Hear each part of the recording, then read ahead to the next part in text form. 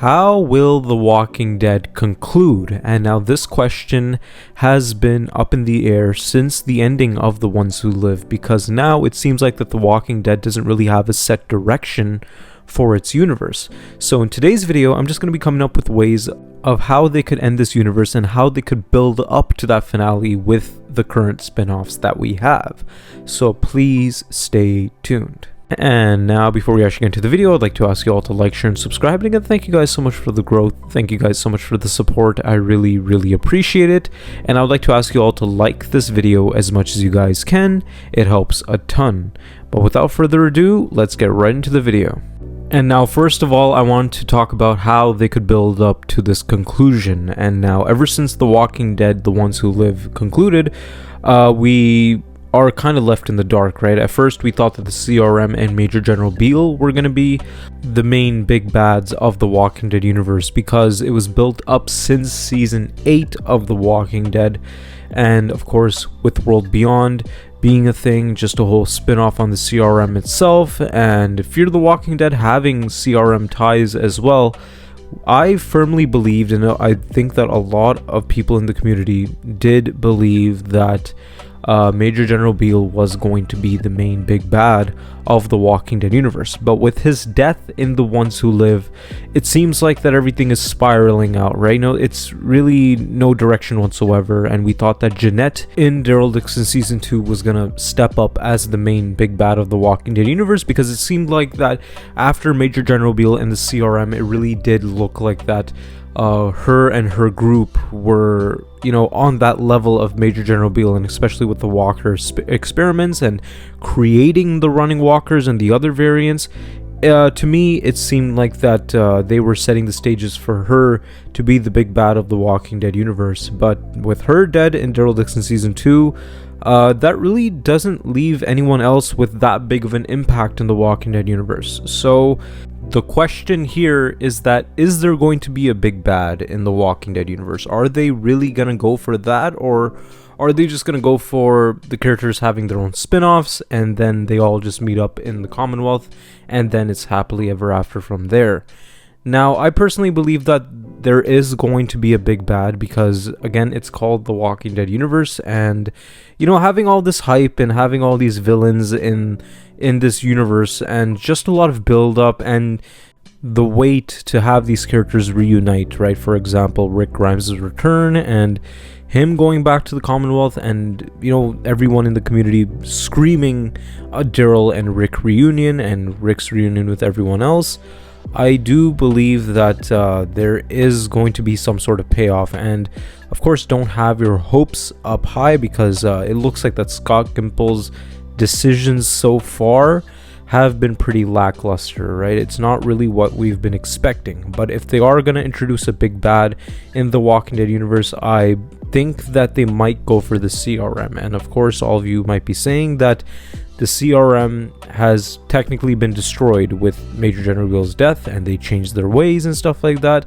But we can't forget Major General Beale's son, Mason Beale, and he was in World Beyond, and he did not show up in The Ones Who Live. And I think that they could go in a very interesting direction with that story if they were to utilize that character, right? Because again, we have to see his reaction to Major General Beale's death, right? And how does he feel about Rick? Of course, he's going to hate him, right? Because he killed his dad. So they could really go for that Sebastian route from the comics, right? Like how Sebastian hated Rick for taking over the Commonwealth, and then he ends up killing him. So they could do whatever they want with that story, right? Because that character can be utilized, right? He's in the universe and he's not dead.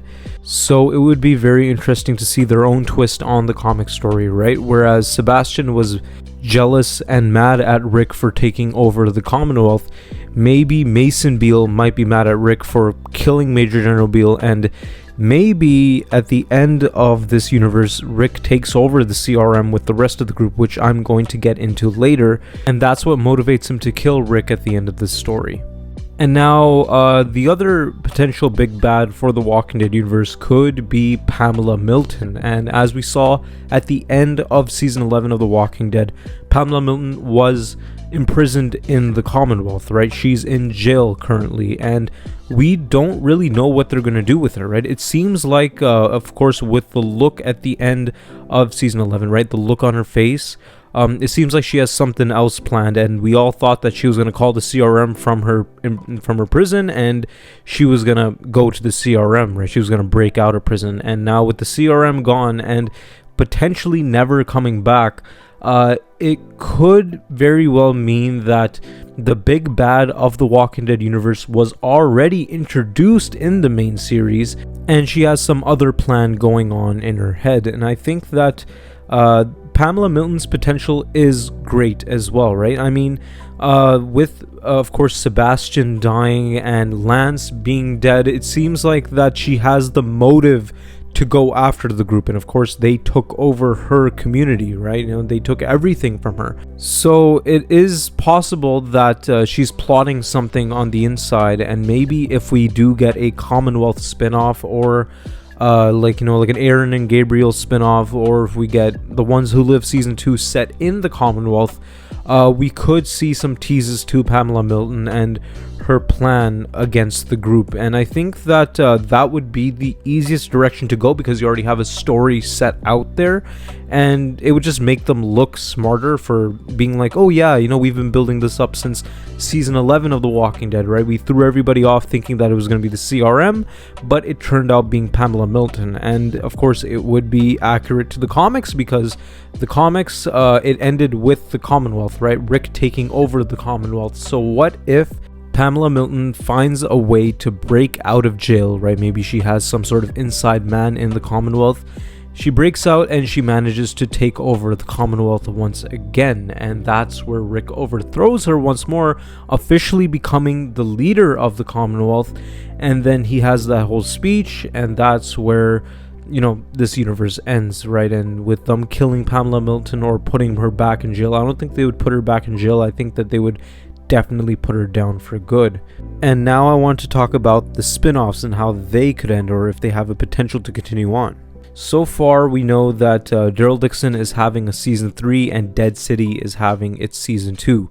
And it's still up in the air if The Ones Who Live is having a season 2. I firmly do believe that The Ones Who Live might have a season 2, and maybe in that they might tease something else, right? Maybe they might introduce a new villain, right? And they could take notes from season 1 of The Ones Who Live and just see what they did wrong in that season, and they could just make it better, and they could introduce a new villain or some sort of existing threat, and to keep them going for longer, right? Planting their seeds in the other spin-offs, right? And I think that Rick and Michonne have such an impact in the Walking Dead universe, of course, right? Because Rick is the main character in the Walking Dead, and it just seems kind of dumb to not make a season 2 of The Ones Who Live, right? I mean, as bad as season 1 was, it was still pretty enjoyable, and it did gain a lot of views, right? And of course it made Rick Grimes even more popular than he already was. So I think that season 2 of The Ones Who Live happening is a big possibility, and it's just a matter of time until we do get that announcement, right? And it seems like that the AMC want to do it themselves, right? And with Andrew Lincoln and Denai Guerrero not dismissing the possibilities of season 2, I think that The Ones Who Live season 2 could happen, and they could introduce a villain that is actually a big threat in the Walking Dead universe, or they could set the stage for the big finale.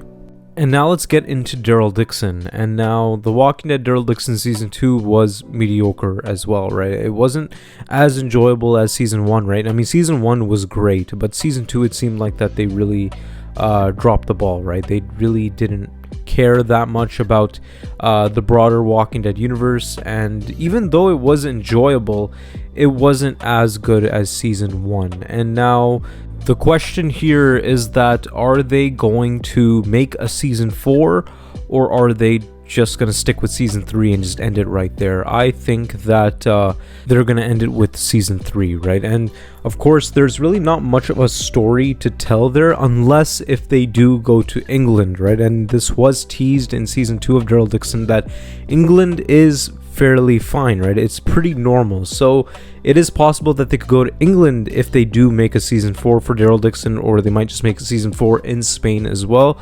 who knows? But personally, I think that they should just go for season 3 and then go for the next thing with Daryl, which is of course a Rick Grimes reunion. And I don't think that they're going to introduce any sort of villain in this, right? And it's really not going to do much for the broader Walking Dead universe unless if they do introduce Rick's brother, which would be great, and it would set the stage for also Rick and his brother reuniting in the apocalypse. I think that that would be a very good way to tell the story. And now let's get into Dead City. Now, Dead City Season 2 looks pretty good, right? Season 1 was okay.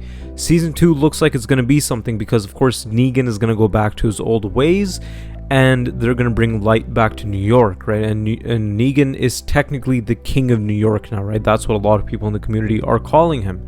And I think that Dead City might actually get a season 3 because with Negan turning quote-unquote bad again, right? Him going back to his old ways, I think that there is so much potential there, and they could definitely make an interesting story with Dead City Season 3, and maybe they might keep this version of Negan going on forward until the conclusion of The Walking Dead, which is potentially a crossover spin-off. So I think that Dead City will have a season 3, right, with this current version of Negan that we have, and I think that him being the king of New York will have a big impact on the Walking Dead universe. Potentially, we could see Negan and just the rest of his group from New York helping the Commonwealth against any sort of threat, right? And I think that if they were to introduce a new character in Dead City Season 2, right, not really like a new character, but a returning character to the Walking Dead universe, I think that Dwight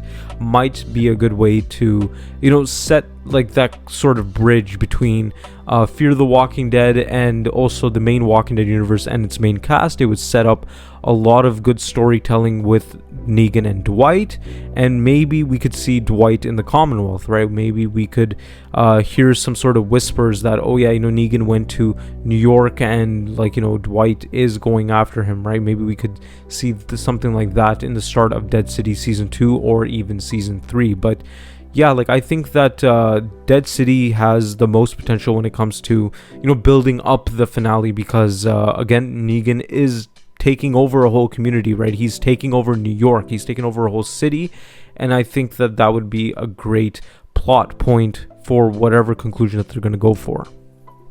And now I want to talk about the main finale, right? The main conclusion for the Walking Dead universe, and that's of course going to be a crossover spin-off. And now the idea of a crossover spin-off has been talked about by Scott Gimple himself, and it really looks like that they're working towards that.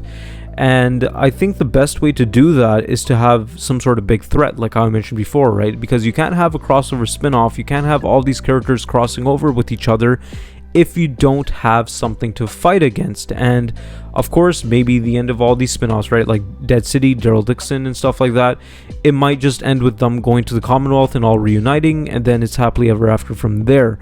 But I think that a bigger villain threatening the Commonwealth and its peace is more interesting, and I think that that makes more sense. Like how I mentioned before, Mason Beale and Pamela Milton do have a big potential to be those villains, right? Mason Beale, of course, right, because he is kind of the up and coming Major General Beale, right? And I think that they did tease that in World Beyond, and with Major General Beale being dead, he has the right motives to go after the Commonwealth and Rick Grimes, so he could take over the CRM and be their new leader, and of course go after Rick Grimes and the rest of the group, which you know, causes all of them to come together in a big reunion. And now how is this reunion going to take place, right? I just want to take a step back here real quick with all these spin-offs, right? And it is very likely that these spin-offs could just end with the characters going back to the Commonwealth and reuniting with Rick.